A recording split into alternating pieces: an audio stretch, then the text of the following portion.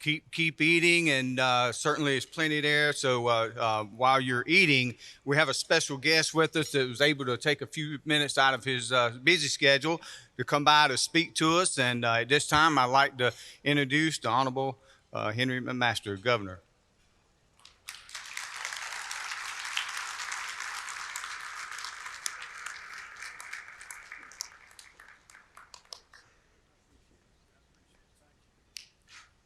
I can't see a thing. Can y'all see me all right?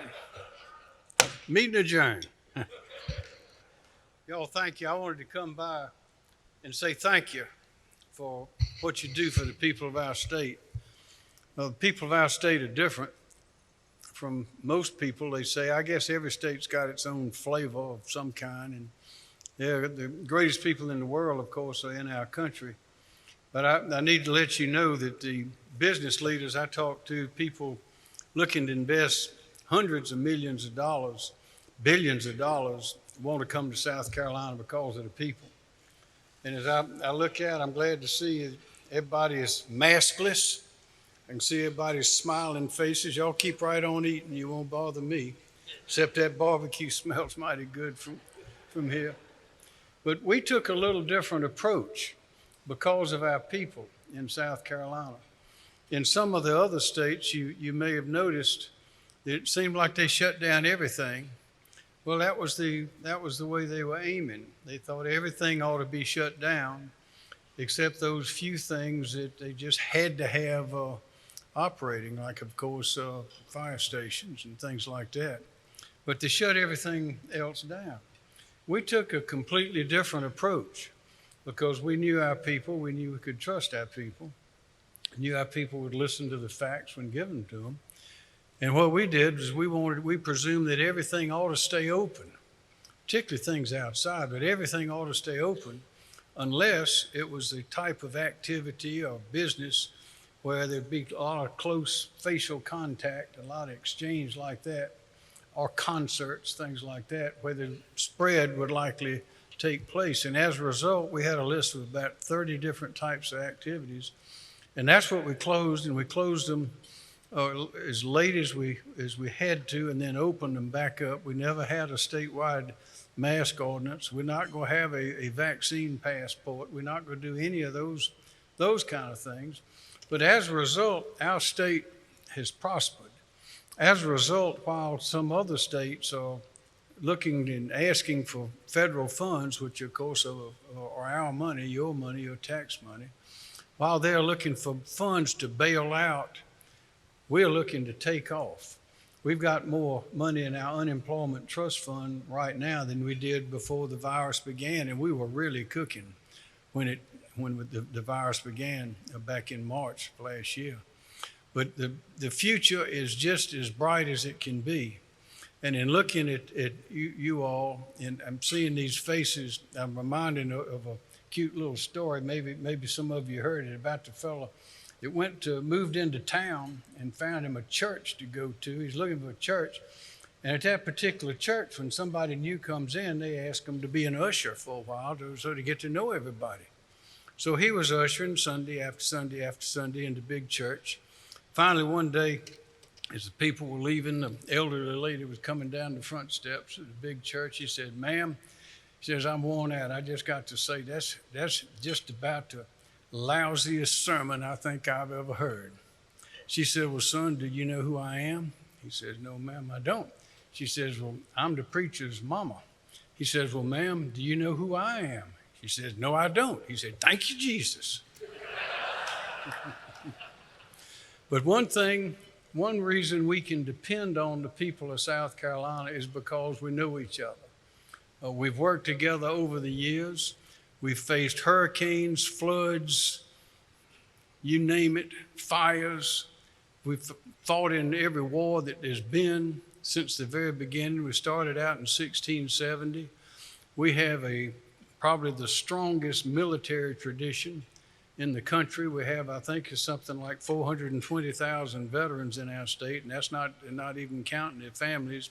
8 major military bases, and the Coast Guard is grouping up in Charleston. We have a strong military tradition. We also have a strong Judeo-Christian tradition. And that's one reason why in our state, when tragedies happen, when things come loose, people don't go crazy and hurt each other. And I refer specifically to the Mother Emanuel tragedy just a few years ago. In other states, there may have been riots from left to right all across for months. We had none of that. And recently in the Sutherland tragedy, that man that died, as you know, in Charleston, there could have been riots, but there weren't. And I believe it's because we're different. It's that strong Judeo-Christian tradition, and it is that strong military tradition, and the fact that we've worked together against events during the course of our life. Some of us are born here. Most folks probably got here as quick as they could. I know there are a lot of people in the audience here that have come from other states, but it makes a difference. And I read another cute little story about a man that was decided he would go do a survey of a lot of the churches. And he started going to churches up north in the big cities, and he noticed they had a telephone line. He noticed some of them had a telephone line, and there's a call to heaven on this phone.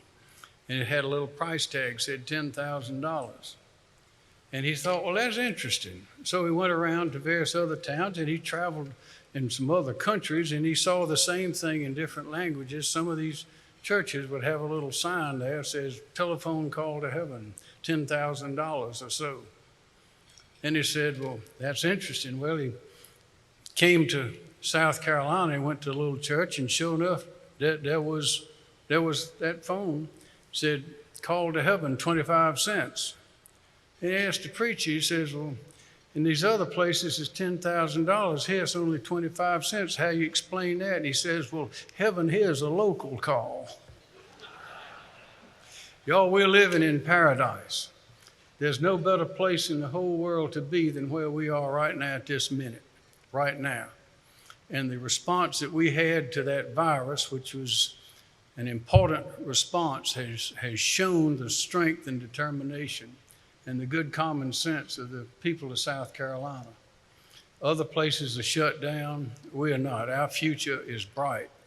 And when I speak to these business leaders from other places looking to invest hundreds of millions and billions of dollars, one reason it always comes up, they want to know about the safety of their person and property. They want to know what they can count on. And we tell them that you can count on the men and women, the first responders, the firefighters, the police, all of the above in South Carolina, because they're none better in the United States.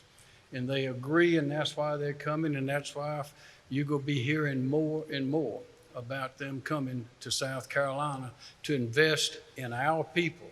They bring their business and a handful of executives usually, but they want our people to do their work, and they want that work to be protected by our people. That's how we got that way, I think, historically. And you may remember General Mark Clark, who was a four-star general in World War II. He was quite a man, and later ended up being president of the Citadel. And he said, and I quote, "There's more patriotism per square inch in South Carolina than any place in the world." Now, I believe that because I've seen it. And I know you've seen it as well, because patriotism is another word for loyalty. It's another word for truthfulness, another word for honesty. It's another word for bravery. And we are filled with it. We are imbued with it in our people, in our state. And that's what makes us different, and that's what makes us great.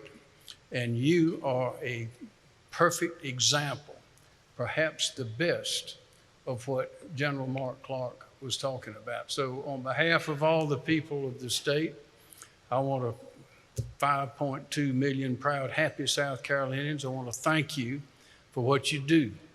Most people will not run into a burning building. Most want to run out of a burning building. There's likely no more comforting words than someone to say, the fire department is here. Everything's going to be all right.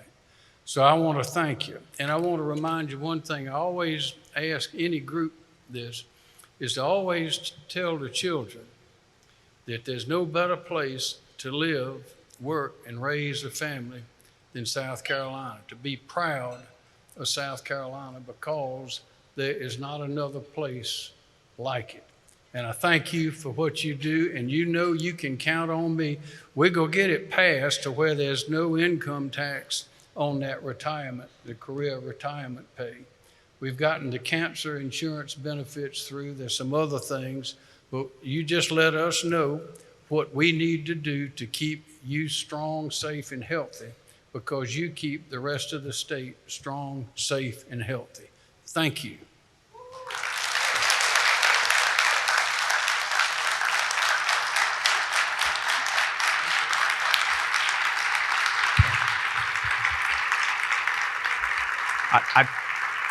I tell you, the governor has been real supportive of the fire service last couple of years, and I tell you, his work through his office is really shown, and we greatly appreciate that day in, day out.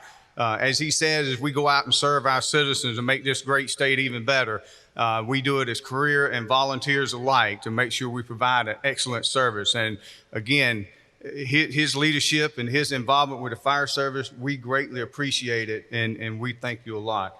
And with that, I'm going to turn it over to our Executive Director, Charlie King, and we got a presentation we're going to do for you. As everybody in the room is aware, there are a lot of traditions in the fire service that we're proud of. Whether it's our uniforms, our equipment, our apparatus, our communities, there are a lot of things that we're proud of. And certainly one of those has been the axe. Any of you that's in the room, as you've taken your firefighter classes, you've learned to use the fire axe, that it can be used for a lot of things. What that axe tonight is representing is the ability of firemen throughout many centuries to be able to force their way into homes that are burning and effect rescues or save property and to put the fire out. And while you travel around the state, and many plant owners or city administrators or county council members may be able to give you a key to their plant or a key to their city or other places, there ain't but one group in this state that's able to give you the master key. Because that fireman's axe, as we know, allows you to open any door that's in the state of South Carolina. So we're proud to present to you the master key to the state of South Carolina on behalf of our fire service for your leadership and support of our firefighters. I appreciate this. Thank you.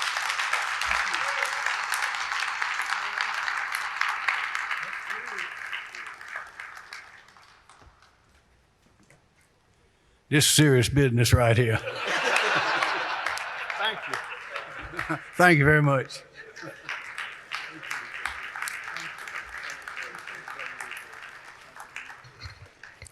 Now, Governor, don't use that on the way out now. The building's under our name for today.